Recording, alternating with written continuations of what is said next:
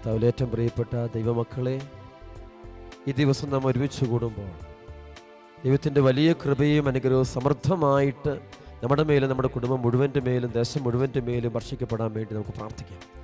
ഇന്നത്തെ ശുശ്രൂഷ സമയത്ത് നിങ്ങളുടെ ഓരോരുത്തരുടെയും ഭവനങ്ങളിലേക്ക് കർത്താവിൻ്റെ വലിയ കൃപ ചൊരിയപ്പെടാൻ വേണ്ടി തീവ്രമായിട്ട് ആഗ്രഹിച്ച് പ്രാർത്ഥിക്കാം. ദൈവമക്കളെ, ഈ ദിവസം നമ്മൾ വളരെയധികം പ്രധാനപ്പെട്ട ഒരു തിരുവചനം കേട്ട് നാം പ്രാർത്ഥിക്കാൻ പോവാണ്.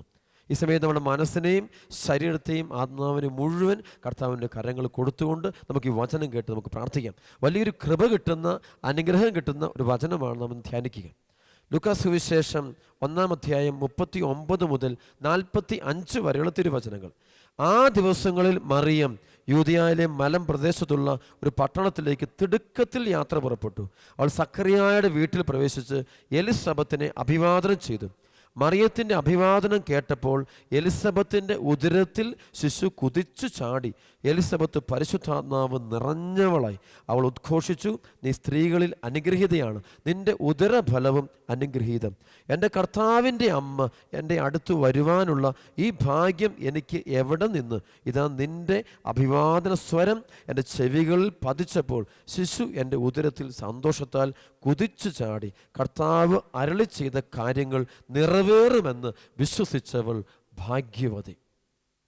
പ്രിയപ്പെട്ട ദൈവമക്കളെ, ഈ വചനത്തിൻ്റെ ആഴങ്ങളിലേക്ക് പോകുമ്പോൾ വിശ്വാസത്തിലൂടെ നമുക്ക് കിട്ടുന്ന കൃപയെക്കുറിച്ചാണ് ധ്യാനിക്കാൻ പോവുക. യേശുവിൽ ആരെല്ലാം ഉറച്ചു വിശ്വസിക്കുന്നു, ദൈവമുണ്ടെന്നുള്ള വിശ്വാസം ആർക്കെല്ലാം ഉണ്ടോ, അവർക്ക് കിട്ടാൻ പോകുന്ന കൃപ എന്തെന്നുള്ളതാണ് നമ്മൾ ധ്യാനിക്കാൻ പോവുകയാണ്. അതുകൊണ്ട് ഈ വചനം കേൾക്കുമ്പോൾ ആദ്യം നമ്മുടെ മനസ്സിലേക്ക് ഉണ്ട്, രണ്ട് തരം ഗ്രേസ് ഉണ്ട്, രണ്ട് തരം ദൈവത്തിൻ്റെ കൃപയുണ്ട്. ഒന്ന് നാച്ചുറൽ ആയിട്ടുള്ള കൃപകൾ, സ്വാഭാവികമായ ദാനങ്ങളുണ്ട്. രണ്ട് അതിസ്വാഭാവികമായ ദാനങ്ങളുണ്ട്. അത് സ്വാഭാവിക ദാനങ്ങളും അതിസ്വാഭാവിക ദാനങ്ങളും തമ്മിലുള്ള വ്യത്യാസം നമ്മൾ അറിഞ്ഞിരിക്കുന്നു. ഇത് ലോകത്തിൽ കാണുന്ന ഒരുപാട് നന്മകൾ അത് സ്വാഭാവിക ദാനങ്ങളായിട്ട് വരും. ദുഷ്ടൻ്റെ മേലും ശിഷ്ടൻ്റെ മേലും ഒരുപോലെ മഴ പെയ്യ്ക്കുന്ന ദൈവം എന്ന് പറയും. സ്വാഭാവികമായ ദാനങ്ങൾ. അതിസ്വാഭാവികമായ ദാനങ്ങൾ അല്ല കൃപകൾ എന്ന് വെച്ച് കഴിഞ്ഞാൽ അത് ദൈവം നേരിട്ട് കൊടുക്കുന്ന, ദൈവം തന്നെ തിരഞ്ഞെടുക്കപ്പെട്ടവർ കൊടുക്കുന്ന ശ്രേഷ്ഠമായ അനുഗ്രഹങ്ങളാണ് അതിസ്വാഭാവികമായ ദാനങ്ങൾ. ശരിക്കും നമുക്കതാണ് ആവശ്യം. സ്വാഭാവിക ദാനങ്ങൾ നമ്മളിന്ന് നഷ്ടപ്പെട്ടു പോകുമ്പോൾ നമ്മൾ അതിസ്വാഭാവിക ദാനങ്ങളിലേക്ക് നമ്മൾ ആശ്രയിക്കുന്നൊരു സംഭവമുണ്ട്. സ്വാഭാവികമായ കഴിവുകൾ മനുഷ്യനുണ്ട്, അത് മനുഷ്യൻ്റെ കഴിവുകൊണ്ടും ബുദ്ധി കൊണ്ടൊക്കെ നേടിയെടുക്കും. പക്ഷെ അതുകൊണ്ട് അത് എപ്പം വേണമെങ്കിലും നശിച്ചു പോകാം, നഷ്ടപ്പെട്ടും പോകാം. പക്ഷേ അതിസ്വാഭാവികമായ ദൈവത്തിൻ്റെ അനുഗ്രഹങ്ങൾ അത് നമുക്ക് നേടിയെടുക്കാൻ നമുക്ക് വേണ്ടത് വിശ്വാസം എന്ന സംഭവമാണ്. ചിലപ്പോഴൊക്കെ ചില മക്കളൊക്കെ ധ്യാനത്തിൽ വരുമ്പോൾ തകർച്ചകളും പ്രശ്നങ്ങളും ദുരിതമായി ഒരുപാട് പാപത്തിൽ കഴിയുന്നു, ഒരുപാട് തിന്മയിൽ കഴിയുന്നു, ഒരുപാട് അശുദ്ധിയിൽ കഴിയുന്നു. അവൻ്റെ ജീവിതത്തിൽ അവന് തന്നെ അറിയാം ദൈവം അവന് കൊടുത്ത ഒരുപാട് നന്മകൾ അവൻ്റെ കഴിഞ്ഞകാല പ്രവൃത്തിയുടെ ഫലമായിട്ട് അത് മുഴുവനും നഷ്ടപ്പെട്ടു പോയി. വസ്തുക്കൾ നഷ്ടപ്പെട്ടു, കുടുംബം നഷ്ടപ്പെട്ടു, മക്കളെ നഷ്ടപ്പെട്ടു, ആരോഗ്യം നഷ്ടപ്പെട്ടു, ജീവിത വിശുദ്ധി നഷ്ടപ്പെട്ടു. സ്വാഭാവികമായ ദാനങ്ങൾ മുഴുവൻ നഷ്ടപ്പെട്ടു പോകുന്ന ചില മക്കൾ ധ്യാനത്തിന് വരുന്നത് കാണാൻ പറ്റും. അവർ വന്നിട്ട് ദൈവത്തിൻ്റെ കരുണാർദ്ര സ്നേഹത്തിൽ ആശ്രയിച്ച് കഴിയുമ്പോൾ, ഈശ്വരൻ ഉറച്ചു വിശ്വസിച്ച് കഴിയുമ്പോൾ അവരിലേക്ക് ദൈവം അതിസ്വാഭാവികമായ ദാനങ്ങൾ, അതിസ്വാഭാവികമായ ഗ്രേസ്, കൃപകൾ ദൈവം ചൊരിഞ്ഞു കൊടുത്ത് അവരെ ദൈവം ഉയർത്തുന്നത് കാണാൻ പറ്റും. അതാണ് അത്ഭുതങ്ങളും അടയാളങ്ങളും അനുഗ്രഹങ്ങളും സംഭവിക്കുക. ഈ സമയത്ത് നമ്മൾ വലിയൊരു അത്ഭുത സാക്ഷ്യം നമ്മൾ കേൾക്കുകയാണ്. ദൈവം കൊടുക്കുന്ന അതിസ്വാഭാവികമായ അനുഗ്രഹങ്ങളുടെ ഒരു വലിയൊരു സംഭവം നമ്മളിപ്പം കേൾക്കുകയാണ്. ഒരു മകളുടെ സാക്ഷ്യമാണ്. എൻ്റെ പേര് ഏലിയാമ്മ. സൗഖ്യദായകനായ ഈശോ എനിക്ക് നൽകിയ അനുഗ്രഹത്തിന് നന്ദി പറയാനാണ് ഞാനിത് എഴുതുന്നത്. ഞാൻ ദുബൈയിലായിരുന്നു താമസിച്ചിരുന്നത്. അവിടെ വെച്ച് വലതുകാൽ മുട്ടിന് ശക്തമായ വേദനയും നീരുമുണ്ടായി. കാൽമുട്ടുകളിൽ പഴുപ്പ് കൂടുകയും വേദന അതികഠിനമാവുകയും ചെയ്തു. ദുബൈയിൽ നിന്ന് തന്നെയുള്ള ആശുപത്രികളിൽ ചികിത്സ നടത്തിയെങ്കിലും ധാരാളം പണം ചെലവായതല്ലാതെ രോഗത്തിന് ഒരു കുറവും ഉണ്ടായില്ല. രോഗത്തിന് യഥാർത്ഥ കാരണം കണ്ടെത്താൻ പോലും സാധിക്കാതെ ഡോക്ടർമാർ വിഷമിച്ചു. അപ്പോൾ ഡോക്ടർമാർ അവസാനം പറഞ്ഞു കാലിന് ഓപ്പറേഷൻ നടത്തണമെന്നും മുട്ടുചിരട്ട നീക്കം ചെയ്യണമെന്നും ഡോക്ടർമാർ പറഞ്ഞു. 3 ലക്ഷം രൂപയോളം ചെലവ് വരുന്ന ഒരു ചികിത്സയാണ് ആവശ്യപ്പെട്ടത്. ഈ ദുരവസ്ഥയിൽ ഞങ്ങൾ കേരളത്തിലേക്ക് മടങ്ങുകയും വിദഗ്ധരായ ഡോക്ടർമാരുടെ മേൽനോട്ടത്തിൽ എല്ലാ പരിശോധന നടത്തുകയും ചെയ്തെങ്കിലും അവരും പറഞ്ഞത് ഓപ്പറേഷൻ നടത്തി മുട്ടുചിരട്ട നീക്കം ചെയ്യാതെ സുഖമാകുകയില്ല എന്ന് പറഞ്ഞു. ഈ അവസരത്തിൽ ഞങ്ങൾ അണക്കര മരിയൻ ധ്യാന കേന്ദ്രത്തിൽ ഞങ്ങൾ എത്തുകയും ഞങ്ങൾ കൃപാനുഭവ ധ്യാനത്തിൽ സംബന്ധിച്ച് ഞങ്ങൾ പ്രാർത്ഥിക്കുകയും ചെയ്തു. ധ്യാനത്തിൻ്റെ ആദ്യ 2 ദിവസങ്ങളും എനിക്ക് സഹിക്കാനാവാത്ത വേദന പോലെ ഞാൻ കരയുകയായിരുന്നു. മറ്റുള്ളവരുടെ കൈ പിടിച്ചാണ് ഞാൻ അത്യാവശ്യ കാര്യങ്ങൾ പോലും പോയിരുന്നത്. കുമ്പസാരം കഴിഞ്ഞുള്ള ദിവസത്തെ ശക്തമായ ദിവ്യകാരുണ്യ ആരാധന സമയത്ത് അച്ഛന് ബന്ധന പ്രാർത്ഥന നടത്തി പ്രാർത്ഥിച്ചു. അപ്പോൾ അച്ഛൻ ഇങ്ങനെ വിളിച്ചു പറയുന്നത് ഞാൻ കേട്ടു. വലത് കാൽമുട്ടിന് വേദനയുള്ള ഒരു വ്യക്തിയെ ഈശോ സുഖപ്പെടുത്തുന്നു. ആ വ്യക്തി ഞാനായിരുന്നു. ഓപ്പറേഷൻ നടത്തി നീക്കം ചെയ്യണമെന്ന് പറഞ്ഞ് രോഗം മാറ്റണമെന്ന് പറഞ്ഞ് ആ വേദന ആ സമയം തന്നെ അത്ഭുതകരമായിട്ട് മാറിപ്പോയി. ധ്യാനത്തിന് ശേഷം ആശുപത്രിയിലെത്തി പരിശോധിച്ചപ്പോൾ കാൽമുട്ടിൽ യാതൊരു രോഗമില്ല എന്നും പൂർണ്ണമായിട്ടും അമ്മ സുഖപ്പെട്ടു എന്നും അവർ ഡോക്ടർമാർ പറഞ്ഞു. ഇതിന് ഇവർ നന്ദി പറഞ്ഞുകൊണ്ട് സാക്ഷ്യം എഴുതിയിരിക്കുകയാണ് എലിയാമ്മ എന്ന് പറഞ്ഞൊരു മകൾ. പ്രിയപ്പെട്ട സഹോദരങ്ങളെ, ഇതാണ് അതിസ്വാഭാവികമായ ദാനം. സ്വാഭാവികമായ കഴിവുകൾക്ക് അത് സ്വാഭാവികമായ ദാനങ്ങൾ അത് നിന്നുപോയി. എപ്പോൾ എന്ത് സംഭവിക്കും? ഇത് ലോകത്തിൽ ആളുകൾ മരുന്ന് വഴി മറ്റു പല അതെല്ലാം സ്വാഭാവികമായിട്ടുണ്ടാകുന്ന നന്മകളാണ്, സ്വാഭാവികമാണ്. പക്ഷെ അതിസ്വാഭാവിക നന്മ, മനുഷ്യൻ പരാജയപ്പെടുന്നിടത്ത് ദൈവത്തിൻ്റെ ശക്തി, ദൈവത്തിൻ്റെ കരുണ, ദൈവത്തിൻ്റെ കൃപയൊഴുകുന്ന ഒരു വലിയൊരു തലമുണ്ട്. പൈശാചിക ബന്ധനങ്ങൾ കഴിയുമ്പോൾ അത് മാറ്റാൻ വേണ്ടി നമ്മൾ പലവിധ മാർഗ്ഗങ്ങൾ, പക്ഷേ അതോടൊന്നും അത് സ്വാഭാവിക മാർഗ്ഗങ്ങൾ, സ്വാഭാവികമായ ദാനങ്ങൾ, സ്വാഭാവിക മാർഗ്ഗങ്ങൾ അത് ഉപയോഗിച്ചുകൊണ്ട് യാതൊരു കാര്യമില്ല. ഇവിടെ ദൈവത്തിൻ്റെ കൃപ, ദൈവം എന്നൊരാളുണ്ട്. അപ്പോൾ ഇവിടെ ഈ കൃപ കിട്ടാൻ ഞാൻ എന്ത് ചെയ്യണം? ഈ കൃപ കിട്ടണമെങ്കിൽ ആദ്യം വേണ്ടത് എൻ്റെ ഉള്ളിൽ ദൈവം എന്നൊരാളുണ്ട്. എനിക്ക് എൻ്റെ കണ്ണുകൊണ്ടോ നഗ്നനേത്രം കൊണ്ടോ കാണാൻ പറ്റില്ല എങ്കിലും അങ്ങനെ സത്യമുണ്ട് എന്നുള്ള വലിയൊരു വിശ്വാസം ഉണ്ടാണ്. ഈശോ മിശിഹാ എന്നൊരു ദൈവമുണ്ട്, അവനിലൂടെ രക്ഷപ്പെടാം, അവൻ്റെ നാമത്തിൽ വിശ്വസിക്കുന്നവർക്കെല്ലാവർക്കും ഈ രക്ഷ കിട്ടുമെന്നുള്ള വലിയൊരു വിശ്വാസമാണ് ആദ്യം നിൻ്റെ ഹൃദയത്തിലേക്ക് ഉണ്ടാകേണ്ടത്. മത്തായിയുടെ സുവിശേഷം 18:19-20 വചനം പറയുന്ന പോലെ 2-3 പേർ എൻ്റെ നാമത്തിൽ ഒരുമിച്ച് കൂടുമ്പോൾ അവരുടെ മധ്യേ ഞാൻ സന്നിഹിതനായിരിക്കും എന്ന് ഈശോ പറഞ്ഞെങ്കിൽ അദ്ദേഹം വിശ്വസിക്കണം. ഇവിടെ പരിശുദ്ധ അമ്മ, ഇന്ന് നമുക്ക് കേട്ട വചനത്തിൽ പരിശുദ്ധ അമ്മ ദൈവത്തിൻ്റെ വചനങ്ങളെ അതേപടി വിശ്വസിക്കുക. മനുഷ്യബുദ്ധിക്ക് അതീതമായ കാര്യചിന്ത. മനുഷ്യബുദ്ധിയുടെ പ്രശ്നം എന്താണ്? മനുഷ്യൻ്റെ ചിന്തയുടെ പ്രശ്നം എന്താ? അവൻ്റെ കണ്ണുകൊണ്ട് കാണുന്നല്ലാത്ത ഒന്നില്ല എന്നാണ് അവൻ്റെ കാഴ്ചപ്പാട്. അവൻ അതിനെപ്പുറത്തേക്ക് ചിന്തിക്കാൻ, ഉയരാൻ പറ്റുന്നില്ല. ശരിക്കും അത് ഉയരണേ തന്നെ ദൈവത്തിൻ്റെ കൃപ വേണം. അതായത് മനുഷ്യബുദ്ധിക്ക്, മനുഷ്യൻ്റെ കണ്ണുകൾക്ക് അദൃശ്യമായ ഒരുപാട് സത്യങ്ങൾ ഉണ്ട് എന്ന് അവൻ അറിയണമെങ്കിൽ അതിന് തന്നെ അവന് കൃപ കിട്ടണം. ഈ കൃപ കിട്ടണമെങ്കിൽ അവിടെയാണ് അവൻ എളിമപ്പെടുക, വചനത്തെ വിശ്വസിക്കുക. പ്രവാചകന്മാരിലൂടെ വെളിപ്പെടുത്തപ്പെട്ട തിരുവചനങ്ങളെല്ലാം സത്യമാണെന്ന് കണ്ണുപൂട്ടി ഞാൻ വിശ്വസിച്ചുകൊണ്ട് തമ്പുരാൻ്റെ മുമ്പിൽ നിൽക്കുമ്പോഴാണ് ദൈവത്തിൻ്റെ അതിശക്തമായ കൃപ എന്നിലേക്ക് ഒഴുകുക. ഇപ്പം നിങ്ങളുടെ വീട്ടിൽ വലിയൊരു പ്രശ്നം കാണും. നിങ്ങൾ ആരെല്ലാം നോക്കിയിട്ട് ആ പ്രശ്നത്തിന് യാതൊരു പരിഹാരം കാണാൻ പറ്റുന്നില്ല.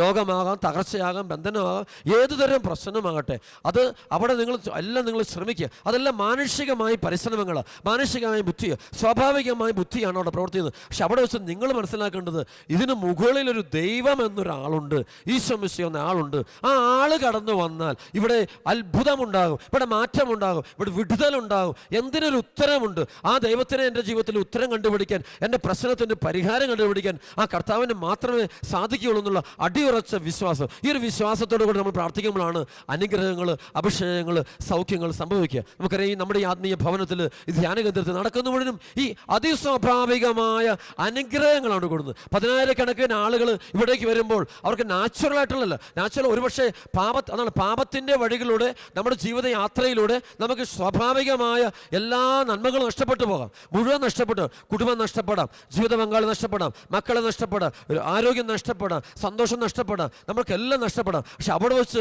ദൈവത്തിൻ്റെ ഒരു കരമുണ്ട്. ദൈവം വരുമ്പോൾ അത് കൃപയായിട്ട് മാറുന്ന സംഭവമുണ്ട്. ധൂർത്തപുത്രൻ അവൻ ലോകത്തിലേക്ക് ഇറങ്ങിപ്പോയപ്പോൾ ദൈവത്തെ തള്ളിപ്പറഞ്ഞുകൊണ്ട്, അപ്പനെ തള്ളിപ്പറഞ്ഞുകൊണ്ട് അവൻ പോകുമ്പോൾ അവനെല്ലാം നഷ്ടപ്പെട്ടു പോകുക, മുഴുവൻ നഷ്ടപ്പെട്ടിട്ട് അവസാനം അവന്, നമുക്കറിയാം, അവൻ പോയിട്ടൊരു പന്നിക്കുഴിയിൽ പോയി പെട്ടുപോവുക, തകർന്നു തരിപ്പണ്. അപ്പോഴാണ് അവന് സുബോധമുണ്ടായി, ഒരു ദൈവമുണ്ടെന്നുള്ള ബോധ്യം. അവിടേക്ക് തിരിച്ചു വന്നാൽ എൻ്റെ പ്രശ്നങ്ങൾക്ക്, എൻ്റെ സങ്കടങ്ങൾക്ക്, എൻ്റെ തകർച്ചകൾക്ക് ഒരു പരിഹാരമുണ്ടാകുമെന്ന് അവൻ്റെ മനസ്സിൽ വലിയൊരു വിശ്വാസം വരും. അവനിങ്ങനെ പ്രാർത്ഥിച്ചു, പിതാവേ, സ്വർഗത്തിനെതിരെയും അങ്ങേക്കെതിരെ ഞാൻ പാപം ചെയ്തു പോയി, അങ്ങയുടെ മകനെന്ന് വിളിക്കപ്പെടാൻ എനിക്ക് യോഗ്യതയില്ല.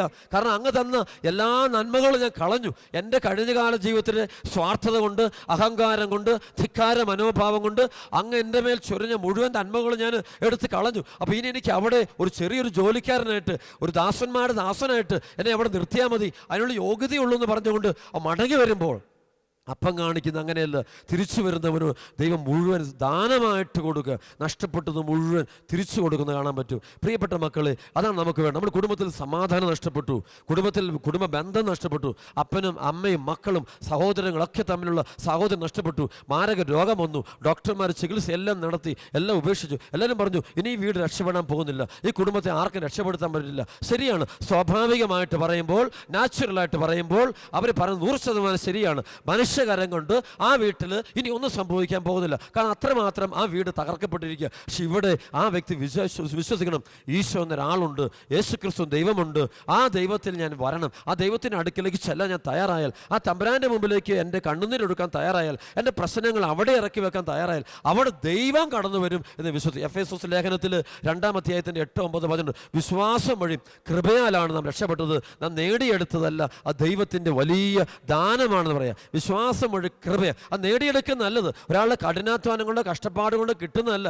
അബ്രാഹത്തിന് 100-ാമത്തെ വയസ്സിൽ, അസാറയ്ക്ക് 50-ാമത്തെ വയസ്സിൽ ഇസ്ഹാക്ക് എന്നൊരു മകൻ ജനിച്ചത് അത് അവിടെ കഴിവ് കൊണ്ടല്ല, നാച്ചുറൽ ഗിഫ്റ്റ് അല്ലത്, അത് അതിസ്വാഭാവികമായ അനുഗ്രഹം, ദൈവം വർഷിക്കുന്ന ശ്രേഷ്ഠമായ അനുഗ്രഹമാണിത്. അങ്ങനെ സ്ഥലമുണ്ട്. ആ ദൈവത്തെ ആശ്രയിക്കുകയും ആ ദൈവത്വവുമായി ബന്ധത്തിൽ കഴിയുകയും ആ ദൈവവുമായിട്ട് അടുക്കുകയും ചെയ്താൽ നമുക്ക് ഈ ഒരു വലിയൊരു ഉയർച്ച, വലിയൊരു വളർച്ച നമ്മുടെ ജീവിതത്തിൽ സംഭവിക്കും. അതുകൊണ്ട് തിന്മയുടെ ബന്ധനമൊക്കെ ഉള്ളപ്പോൾ അവിടെയൊക്കെ പൈശാചിനെ ബഹിഷ്കരിക്കാൻ വേണ്ടി നമ്മൾ മറ്റുള്ളവരുടെ പിന്നാലെ പോകൽ, മന്ത്രവാദിയുടെയോ കൂടോത്രവാദിയുടെയോ ക്ഷുദ്രപ്രയോജനം പോയിട്ട് അപ്പോൾ ഉള്ള ഗ്രേസും കൂടെ നമുക്ക് നഷ്ടപ്പെട്ടു. പിന്നെ ഒട്ടും ഈ കൃപ, ദൈവത്തിൻ്റെ അതിസ്വാഭാവികമായ അനുഗ്രഹങ്ങളൊന്നും നമ്മുടെ ജീവിതത്തിലേക്ക് ഒഴുകുകയല്ല. അപ്പോൾ അതിസ്വാഭാവികമായ, അതാണ് നമ്മളോട് പറയുന്നത്, പാപം ഉപേക്ഷിക്കാൻ പറയുന്നത്. പാപം ചെയ്യുമ്പോൾ ഈ അതിസ്വാഭാവികമായ അനുഗ്രഹങ്ങൾ നമ്മിലേക്ക് ഒഴുകുകയല്ല, ഈ അത്ഭുതങ്ങൾ ഉണ്ടാകില്ല, സ്വാഭാവികമായത് മാത്രം സംഭവിച്ചുകൊണ്ടിരിക്കും. അപ്പോൾ നമ്മളോർക്കും അതെ, ചിലരുണ്ടല്ലോ പള്ളിയിൽ പോകുന്നില്ല, പ്രാർത്ഥിക്കുന്നില്ല, ദൈവത്തെ വിളിക്കുന്നില്ല, എന്നിട്ട് അവന് യാതൊരു കുഴപ്പമില്ല നമ്മളൊക്കെ ചിന്തിക്കും. പക്ഷെ അവൻ്റെ ജീവിതത്തിൽ കുറേ പാപത്തിൻ്റെ പരിണാമം കുറച്ച് തകർച്ച തുടങ്ങുന്ന കാണാൻ പറ്റൂ, എല്ലാ മനുഷ്യൻ്റെ ജീവിതത്തിൽ വരിക. പക്ഷെ അവിടെ പിടിച്ചു നിൽക്കണമെങ്കിൽ അവനിലേക്ക് ദൈവത്തിൻ്റെ കൃപ, ദൈവത്തിൻ്റെ പരിശുദ്ധാത്മാവിൻ്റെ ശക്തി അതിശക്തമായിട്ട് ഒഴുകപ്പെടുക തന്നെ ചെയ്യപ്പെടണം. അതിനുവേണ്ടിയാണ് നമ്മൾ തീക്ഷ്ണമായിട്ട് പ്രാർത്ഥിക്കുക. അവിടെയാണ് വിശ്വാസം എന്ന തലം. അതായത് ദൈവം എന്നൊരാളുണ്ട്, ഈശോ മിശിഹാ എന്നൊരാളുണ്ട്, സർവശക്തനായൊരു ദൈവമുണ്ട്. ആ ദൈവത്തിൽ ആരെല്ലാം അഭയം പ്രാപിച്ചാൽ ആ വ്യക്തിയുടെ ജീവിതത്തിൽ അത്ഭുതങ്ങളും അനുഗ്രഹങ്ങളും അഭിഷേകങ്ങളും സൗഖ്യങ്ങളും വർഷിക്കപ്പെടുമെന്ന് ആ വ്യക്തി വിശ്വസിക്കണം. ഹെബ്രായ ലേഖനത്തിൻ്റെ 11-ാമത്തെ അധ്യായത്തിൻ്റെ 6-ാമത്തെ വചനം പറയുന്നുണ്ട്, വിശ്വാസമില്ലാതെ ദൈവത്തെ പ്രസാദിപ്പിക്കുക സാധ്യമല്ല. ദൈവസന്നിധിയിൽ ശരണം പ്രാപിക്കുന്നവർ ദൈവം ഉണ്ടെന്നും തന്നെ അന്വേഷിക്കുന്നവർക്ക് അവിടുന്ന് പ്രതിഫലം നൽകുമെന്നും വിശ്വസിക്കണം. ഇതാണ് നമ്മുടെ ഹൃദയത്തിൽ നിറയേണ്ടത്. വിശ്വാസമില്ലാതെ ദൈവത്തെ പ്രസാദിപ്പിക്കുക സാധ്യമല്ല. ഈ അതിസ്വാഭാവികമായ ദാനങ്ങൾ, അനുഗ്രഹങ്ങൾ നമ്മിലേക്ക് ഒഴുകപ്പെടണമെങ്കിൽ ആ ഒരു കണ്ണും പൂട്ടിയുള്ള വിശ്വാസം. പരിശുദ്ധ അമ്മയോട് വിശുദ്ധ എലിസബത്ത് പറയുന്ന വാക്കല്ലേ, ദൈവം അരുളി ചെയ്ത വചനങ്ങൾ നിറവേറുമെന്ന് വിശ്വസിച്ചവൾ ഭാഗ്യവതി. അതായത് ഗബ്രിയേൽ ദൂതൻ വന്നിട്ട് പരിശുദ്ധ അമ്മയോട് പറയുക, നിന്റെ ഉദരത്തിൽ ഒരു ശിശു ജനിക്കാൻ പോകുന്നു, അവൻ ദൈവപുത്രൻ എന്ന് വിളിക്കപ്പെടും, അവൻ വലിയവനായിരിക്കുമെന്ന് പറയുക. വചനം മാത്രമേ പറയൂ. അപ്പോൾ ചോദിക്കുന്നുണ്ട്, ഇതെങ്ങനെ സംഭവിക്കും? ഞാൻ പുരുഷനെ അറിയുന്നില്ലല്ലോ, ഞാൻ വിവാഹം ചെയ്തിട്ടില്ലല്ലോ, പിന്നെ എങ്ങനെയാണ് ഞാനിത് അറിയുന്നത്? അപ്പോൾ പറഞ്ഞു, അത് മനുഷ്യകരം കൊണ്ടല്ല, മനുഷ്യബുദ്ധി കൊണ്ടല്ല, പുരുഷേച്ഛ കൊണ്ടല്ല, പരിശുദ്ധാത്മാവിൻ്റെ ശക്തി കൊണ്ട് സംഭവിക്കും. അത്യുന്നതൻ്റെ ശക്തി നിന്റെ മേൽ ആവസിക്കും. അങ്ങനെ സംഭവിക്കാൻ പോകുന്നു. പരിശുദ്ധ അമ്മ എന്ത് ചെയ്തു? ബുദ്ധി കൊണ്ട് മനുഷ്യൻ ചിന്തിക്കുന്ന ആ ചിന്തകളെ മാറ്റിവെച്ചിട്ട് ഗബ്രിയേൽ ദൈവദൂതൻ പറഞ്ഞ വചനം നിറവേറും, ആ വചനത്തിന് ശക്തിയുണ്ട്, ആ വചനത്തിന് എന്ത് ചെയ്യാൻ പറ്റും എന്നങ്ങ് കണ്ണുപൂട്ടി അങ്ങ് വിശ്വസിച്ചു. ബുദ്ധിക്ക് അതീതമായൊരു സംഭവം, ബിയോണ്ട് ഹ്യൂമൻ ഇൻ്റലക്ട്. അങ്ങനെ വിശ്വസിച്ചപ്പോഴാണ് ഈ കൃപ ആ മകളിലേക്ക് ഒഴുകപ്പെടുന്നു. ഈശോ പരിശുദ്ധ അമ്മയുടെ ഉദരത്തിൽ മാംസം ധരിക്കുന്ന. അങ്ങനെ അവിടെ മനുഷ്യബുദ്ധിക്ക് അതീതമായ, മനുഷ്യൻ്റെ മാത്തമാറ്റിക്സിന്, ഫിസിക്സിന്, കെമിസ്ട്രിക്കൊക്കെ അതീതമായ ഒരു സംഭവമാണ് ഈശോ മിശിഹ. സൂപ്പർ നാച്ചുറൽ ആയിട്ടുള്ള ഗ്രേസ്, അതിസ്വാഭാവികമായ കൃപകൾ, ഈ കൃപകളാണ് നമ്മൾക്ക് വർഷിക്കപ്പെടുന്നത്. ഈ കാലഘട്ടത്തിൽ ദൈവജനത്തിന് കുറയുന്നുണ്ട്. അതുകൊണ്ടാണ് ജനങ്ങളിൽ തകർച്ചകൾ കൂടുന്നത്. ഇനി നാശം ഒരുപാട് ലോകത്ത് കൂടും. കുടുംബങ്ങൾ കറച്ചിൽ, ദൈവവിശ്വാസം നഷ്ടപ്പെടുത്തുന്ന ഒരുപാട് ചിന്താഗതികളും പഠനങ്ങളും പ്രബോധനങ്ങളും ലോകത്തൊരുപാട് കൂടുമ്പോഴേക്കും മനുഷ്യൻ ബുദ്ധി ആശ്രയിക്കും. അതാണ് പല വിദേശ രാജ്യങ്ങളിലേക്കും സംഭവിച്ചു പോയ സംഭവത. വിദേശ രാജ്യങ്ങൾ ദൈവത്തെ തള്ളിപ്പറഞ്ഞ മുഖാന്തരം അവന്ന് തകർന്നു. അതുകൊണ്ട് കുടുംബം എന്ന കോൺസെപ്റ്റ് തന്നെ നഷ്ടപ്പെട്ടു പോയി. വിശ്വാസം നഷ്ടപ്പെട്ടു. സാത്താൻ്റെ ഭരണം വന്നു, മുഴുവൻ തകർന്നു, കുടുംബങ്ങൾ തീർന്നു. തീർന്നു, രോഗങ്ങൾ വരിക. അതിന് കാരണം വെച്ചാൽ ആ ദൈവം എന്ന സത്യത്തിലേക്ക്, ആ തലം, അത് നാച്ചുറൽ തലമല്ല, സൂപ്പർ നാച്ചുറൽ തലം, അതിസ്വാഭാവികമായ തലത്തിലേക്ക് അവൻ്റെ ബുദ്ധിയെ, അവൻ്റെ മനസ്സിനെ, അവൻ്റെ വിചാരത്തെ ഉയർത്തിക്കൊണ്ട് പോയിട്ടില്ല. ഉയർത്തിക്കൊണ്ട് പോകാതെ വരുമ്പോൾ തകർച്ച വരുന്നു. അതുകൊണ്ട് പ്രിയപ്പെട്ടവർ, ഇവിടെയാണ് നമ്മൾ മനസ്സിലാക്കേണ്ടത്. ബൈബിളിൽ പറയുന്നൊരു വലിയൊരു വാക്കുണ്ട്, എളിമ എന്നൊരു വാക്കുണ്ട്. ബൈബിൾ എളിമ എന്ന വാക്കിനകത്ത് കൈകൂപ്പി പിടിച്ച് നടക്കുക എന്നുള്ളോ, തല കുനിച്ച് പിടിച്ച് നടക്കുക, അതല്ല ബൈബിളിൽ എളിമ എന്ന വാക്കിൻ്റെ അർത്ഥം. പാപത്താനായിട്ട് നടക്കുക, സിമ്പിളായിട്ട് നടക്കുക, അതല്ല എളിമ. ബൈബിളിൽ എളിമ എന്ന് വെച്ച് കഴിഞ്ഞാൽ അത് വലിയൊരു സംഭവമാണ്. അത് വലിയ ധൈര്യമുള്ളവർക്ക് മാത്രമേ ഈ എളിമ ഉണ്ടാവുകയുള്ളൂ. എന്ന് വെച്ചാൽ ദൈവത്തിൻ്റെ വചനം, സുവിശേഷത്തിലൂടെ പ്രവാചകന്മാരിലൂടെ വെളിപ്പെടുത്തുന്ന ദൈവത്തിൻ്റെ വചനങ്ങളെ കണ്ണുമുട്ടി അംഗീകരിക്കുക, കണ്ണുമുട്ടി സ്വീകരിക്കുക, അത് സത്യമാണെന്ന് ഏറ്റുപറയുക, അത് വിശ്വസിക്കുക. അങ്ങനെ വിശ്വസിക്കുന്നതാണ് എളിമ. അങ്ങനെ വിശ്വസിക്കുന്ന ജീവിതങ്ങളിലേക്ക് ദൈവത്തിൻ്റെ കൃപ, പരിശുദ്ധാത്മാവിൻ്റെ കൃപ ഒടുക്കപ്പെടുന്നത്. അപ്പോഴാണ് നമുക്ക് മാറ്റം കാണാൻ പറ്റും. ധ്യാനാവസരങ്ങൾ കാണാൻ പറ്റുന്നുണ്ട്. ആളുകൾ ധ്യാനം കൂട്ടുമ്പോൾ അവർക്ക് അത്ഭുതം ഉണ്ടാകുന്നു. അതിസ്വാഭാവികമായ ഗ്രേസ്. തകർന്നിരിക്കുന്നവന് ഒരു ദൈവത്തിൻ്റെ ശക്തി, ദൈവം കൈപിടിച്ചു കൊടുക്കുന്ന അനുഭവം, അവൻ പുതിയൊരു വ്യക്തിയായിട്ട് മാറുക, പുതിയൊരു ആളായിട്ട് മാറുക. അത് അവൻ്റെ കഴിവുകൊണ്ട് നേടുന്ന നല്ലത്. ദൈവം അവൻ്റെ മേൽ ചൊരിയുന്ന വലിയ അനുഗ്രഹമാണ്, വലിയ കൃപയാണ്. ആ കൃപ കിട്ടുന്നത് അവൻ്റെ എളിമ കൊണ്ട് കിട്ടുന്നത്. അത് കണ്ണും പൊട്ടി വിശ്വസിക്കില്ല. അതുകൊണ്ട് എളിമ, മറ്റുള്ള അഹങ്കാരം വെച്ച് കഴിഞ്ഞാൽ ദൈവത്തിൻ്റെ വചനത്തെ എനിക്കിത് ഉൾക്കൊള്ളാൻ പറ്റത്തില്ല, സ്വീകരിക്കാൻ പറ്റത്തില്ല, ഞാൻ വിശ്വസിക്കുന്നില്ല, എൻ്റെ ബുദ്ധിയെ മാത്രമേ ആശ്രയിക്കുള്ളൂ. അങ്ങനെ പോകുമ്പോൾ അവൻ്റെ കഴിവിൽ മാത്രം. പ്രിയപ്പെട്ട ദൈവമക്കളെ, യോഹന്നാൻ സുവിശേഷം 15-ാം അധ്യായത്തിൻ്റെ 5, 6, 7 വചനം നമുക്കറിയാം. എന്നെ കൂടാതെ നിങ്ങൾക്കൊന്നും ചെയ്യുക സാധ്യമല്ല. ഈശോ പറഞ്ഞു, നിങ്ങൾക്ക് മുന്നോട്ട് പോകണമെങ്കിൽ ഞാൻ വേണം, ഞാനില്ലാതെ നിങ്ങൾക്ക് മുന്നോട്ട് പോകാൻ പറ്റത്തില്ല. അതാണ് അപ്പോസ്തല പ്രവർത്തനം 1:8. പരിശുദ്ധാത്മാവ് വന്ന് കഴിയുമ്പോൾ നിങ്ങൾ ശക്തി പ്രാപിക്കും. പരിശുദ്ധാത്മാവ് മനുഷ്യനെ കാണാൻ പറ്റുന്നില്ല, ഒരു ശക്തിയെ, ഒരു അരൂപിയെ, ഈ അരൂപി വന്ന് ആവസിക്കുക, അത് വിശ്വസിക്കുക. അപ്പോസ്തലന്മാരത് വിശ്വസിച്ചു, പരിശുദ്ധാത്മാവ് സംഭവം ഉണ്ടെന്ന് വിശ്വസിച്ചു. അതുകൊണ്ടാണ് അവർ 10 ദിനങ്ങൾ അവർ മുറിക്കകത്ത് ഒരുമിച്ച് കൂടി പ്രാർത്ഥിക്കുക. അവരോട് ഈശോ പറഞ്ഞിട്ടുണ്ട് പരിശുദ്ധാത്മാവ്, അവരാരും രൂപമായിട്ട് കണ്ടിട്ടില്ല, പക്ഷെ അവരതങ്ങ് വിശ്വസിക്കുക. ഈശോ പറഞ്ഞ് അതിനെ വിശ്വസിച്ച് 10 നാളുകൾ പ്രാർത്ഥനയായിരിക്കുമ്പോൾ ആ ആത്മാവ് അവരിലേക്ക് അവൻ നിറയുമ്പോൾ അവർക്ക് ഭാഷാപരം ഉണ്ടാകുക, പ്രവചനപരം ഉണ്ടാകുക, അവർ ലോകശാന്തി ശക്തി ഉണ്ടാകുക, അവർ പുതിയ വ്യക്തികളായി തീരുക. ഇന്ന് ലോകം മുഴുവൻ വ്യാപിച്ചിരിക്കുന്ന കോടിക്കണക്കിന് ആളുകൾ ഈശോയുടെ മക്കളായിട്ട് തീർന്നതിൻ്റെ ഉത്ഭവ സ്ഥാനവത. കോടിക്കോടി ആളുകൾ ഈശോയുടെ ക്രിസ്ത്യാനികളായിട്ട് മാറിയതിൻ്റെ ചരിത്രം പഠിക്കുമ്പോൾ എവിടെ തുടങ്ങി? ഈ പറയുന്ന 120 പേര് സിഗിയോൻ മാളിക മുറിയിൽ ഒരുമിച്ചിരുന്ന് പ്രാർത്ഥിച്ചപ്പോൾ അവരിലേക്ക് ഒരു ശക്തി വന്നിറഞ്ഞു. അവർ അത്ഭുത ശക്തി, ക്രിസ്തുവിലുണ്ടായ ശക്തി, മരിച്ചവരെ ഉയർപ്പിക്കാനുള്ള ശക്തി. ആ ശക്തി വന്നിറഞ്ഞപ്പോൾ അവർ വലിയ ആളുകളായിട്ട് മാറുന്നത്, അവരിലൂടെ ദൈവത്തിൻ്റെ രാജ്യം വന്നത്. അതുകൊണ്ട് പ്രിയപ്പെട്ട മക്കൾ, നമുക്ക് പറ്റിയത് ഇത് തിരസ്കരിക്കുന്ന മക്കൾക്ക് ഇത് അനുഭവിക്കാൻ പറ്റുന്നില്ല. ഇത് തിരസ്കരിക്കുന്ന മക്കൾ പാപത്തിന് അടിമകളായി തീർന്നു. ഇത് തിരസ്കരിക്കുന്ന മക്കൾ ലോകത്തിന് അടിമകളായി തീർന്നു. ഈ വചനം തള്ളിപ്പറയുന്ന മക്കളിൽ അവർക്ക് മുന്നോട്ട് പോകാൻ പറ്റില്ല. അവരുടെ ജീവിതം എത്ര കഴിവും എന്തേറെ ബുദ്ധിയും എത്ര സമ്പന്നനായാലും ശരി, അവൻ്റെ ജീവിതത്തിൻ്റെ മുന്നോട്ടുള്ള വാതിൽ അടഞ്ഞു പോകുക, അവൻ തകർക്കപ്പെട്ടു പോകുക. അതുകൊണ്ട് പ്രിയപ്പെട്ട ദൈവമക്കളെ, നമുക്ക് പ്രാർത്ഥിക്കാം.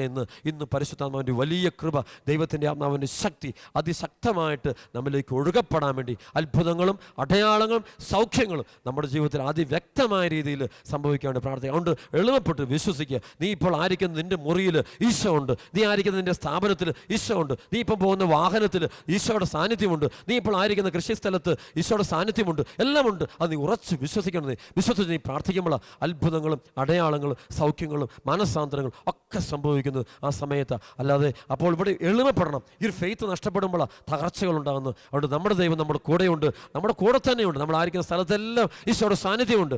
പള്ളിയിലുണ്ട്, നമ്മൾ വചനം വായിക്കുമ്പോഴുണ്ട്, എല്ലായിടത്തും കർത്താവിൻ്റെ സാന്നിധ്യമുണ്ട്. പക്ഷെ ഇത് അനുഭവിക്കണമെങ്കിൽ അതങ്ങ് വിശ്വസിക്കണം. സുവിശേഷത്തിൽ വെളിപ്പെടുത്തുന്ന ഈശോയെ നീ കണ്ണും പൊട്ടി വിശ്വസിക്കണം. വിശ്വസിച്ച് പ്രാർത്ഥിക്കുമ്പോൾ നിന്നിലേക്ക് കൃപയും സമാധാനവും ഒഴുകപ്പെടും. അപ്പോൾ പരിശുദ്ധ അമ്മയുടെ മുഖത്ത് നോക്കി എലിസബത്ത് പറഞ്ഞ പോലെ നിന്നെ നോക്കി സഭ പറയും, ദൈവം അരുളി ചെയ്ത കാര്യങ്ങൾ നിറവേറുമെന്ന് വിശ്വസിച്ചവൾ ഭാഗ്യവതി. അതാണ് ഭാഗ്യം കിട്ടണമെങ്കിൽ, ഒരുപാട് ഭാഗ്യങ്ങൾ, ഒരുപാട് അനുഗ്രഹങ്ങൾ കിട്ടണമെങ്കിൽ വചനത്തെ അതേപടി കണ്ണും പൊട്ടി ഞാൻ വിശ്വസിച്ച് അംഗീകരിച്ച് സ്വീകരിക്കണം. അന്ന് ഇപ്പോൾ ഈ സമയത്ത് നമ്മൾ ഈ ആരാധന പങ്കെടുക്കാൻ പോകുമ്പോൾ നമ്മളായിരിക്കുന്ന സ്ഥലത്ത്, നമ്മളായിരിക്കുന്ന കുടുംബത്തിൽ ഈ കൃപ ഒഴുകാൻ വേണ്ടി പ്രാർത്ഥിക്കുക. ഈ സമയത്ത് സംഭവിക്കട്ടെ. ദിവ്യകാരുണ്യത്തിൻ്റെ ആരാധിക്കുമ്പോൾ, ഈശോ ആരാധിക്കുമ്പോൾ നമ്മളിലേക്ക് അത്ഭുതങ്ങളും അനുഗ്രഹങ്ങളും ചൊരിയപ്പെടട്ടെ. ആമേൻ.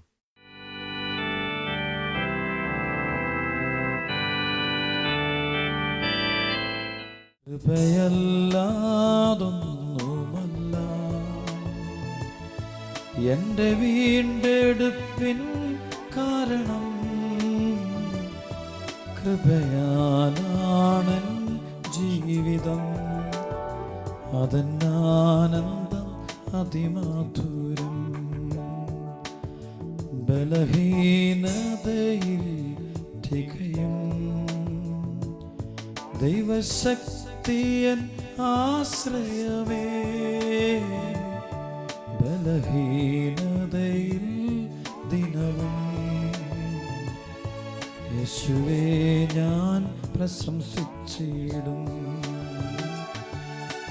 കൃപയതിമനോഹരം പറയാം, കൃപ കൃപ അതിമധുരം. അനുഗ്രഹിക്കണം കർത്താവേ.